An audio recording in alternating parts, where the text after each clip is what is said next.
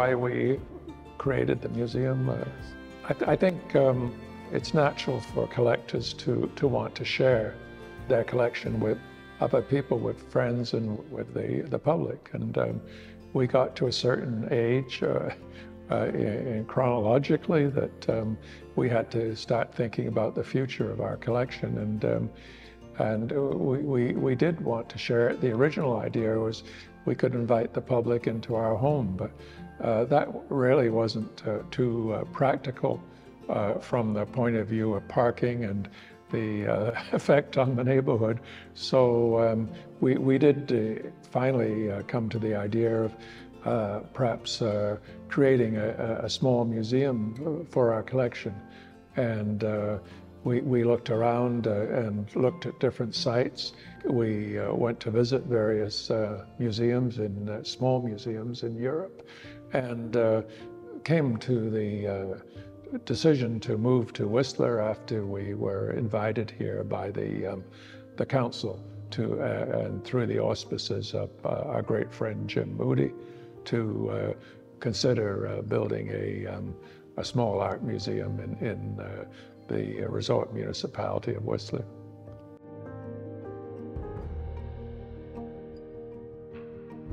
Our marriage, our relationship. Yeah. Michael had a very passion about art, and then I support him. His taste, sometimes I don't like it, but I still support him.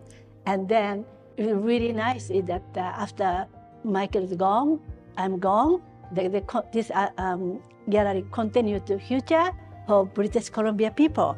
So that was fantastic. Yes. Well, Yoshi has been a continued support to me, and also an encouragement to do something for the land, which has given us both sustenance and great happiness. We're both immigrants to Canada, and we both arrived on the West Coast to create new lives for ourselves. And so I think for us, in a sense, the museum is a legacy that we are happy to leave behind. We are proud of it, and we are absolutely believe that it has made our lives more meaningful.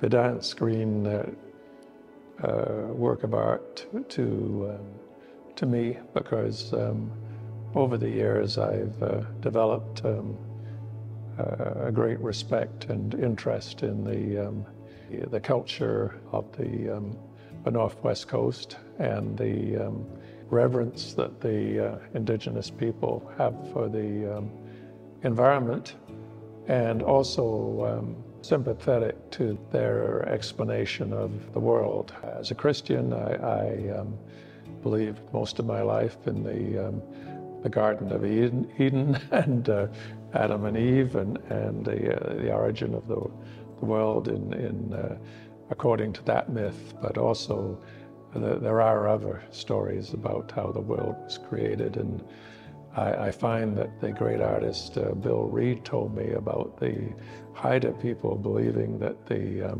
people in the world emerged on Rose Beach in Haida Gwaii from out of a shell of a clam, and they were cajoled to come out by the raven. I find that equally interesting, and I think that the carving itself embodies the great creatures of the Northwest Coast. The bear, great symbol of strength and dedication. The playful orca, the mischievous raven, and crowned on top, the messenger from the world to the superior being to the creator, let us say, being the eagle.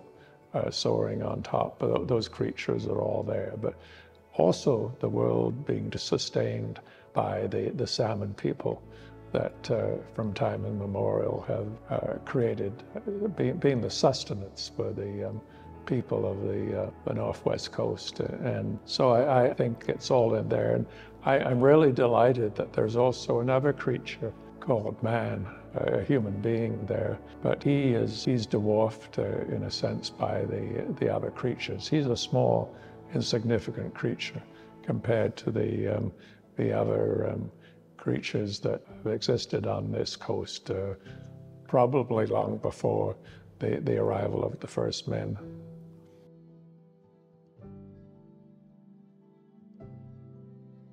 I've personally had a long relationship with Emily Carr growing up in Victoria.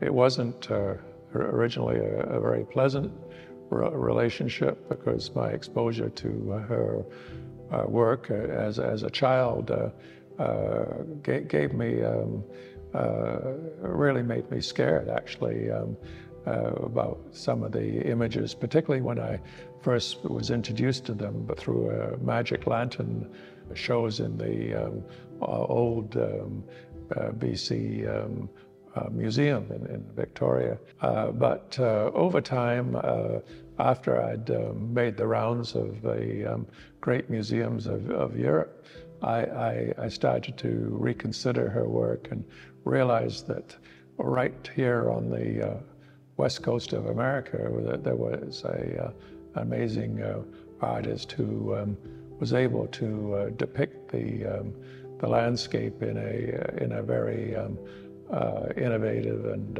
unusual way. I really then became a great fan of Emily Carr, and over the years we dedicated Yoshi and I, we dedicated ourselves to putting together what came to be known as the best private collection of her work.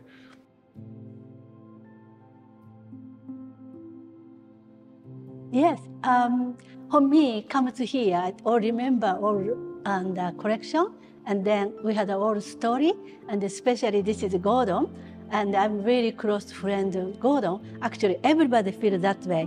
Once everybody met Gordon, everybody thinks I'm Gordon's friend.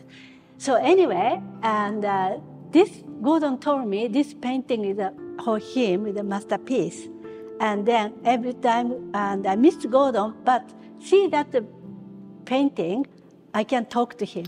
I said, I'm sure a lot of British Columbia or Vancouver people come to know the Gordon to see this painting, they can talk to Gordon. That I feel. Thank you.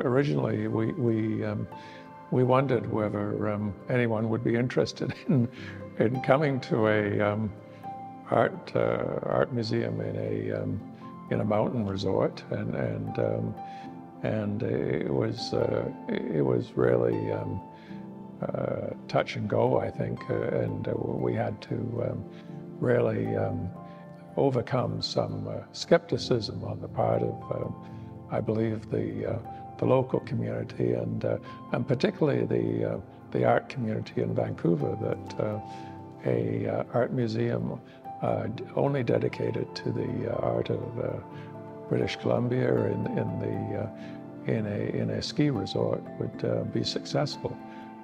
But through the wonderful programming of our staff, that it's certainly proven to be very popular.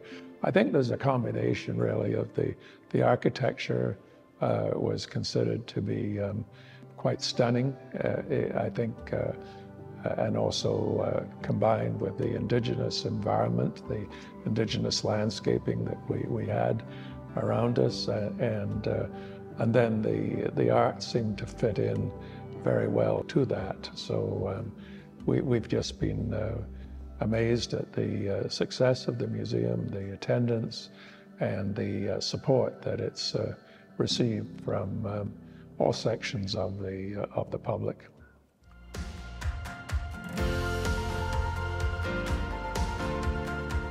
Oh, this museum is very special. First of all, the architecture is really fantastic, suited at the environment, and also all British Columbia artists. So people coming from overseas, you can come over, they can see this is British Columbia. You don't have to explain to.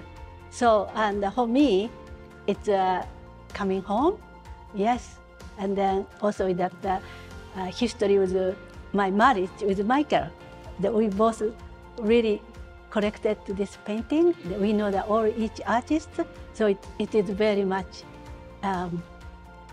home. Yes.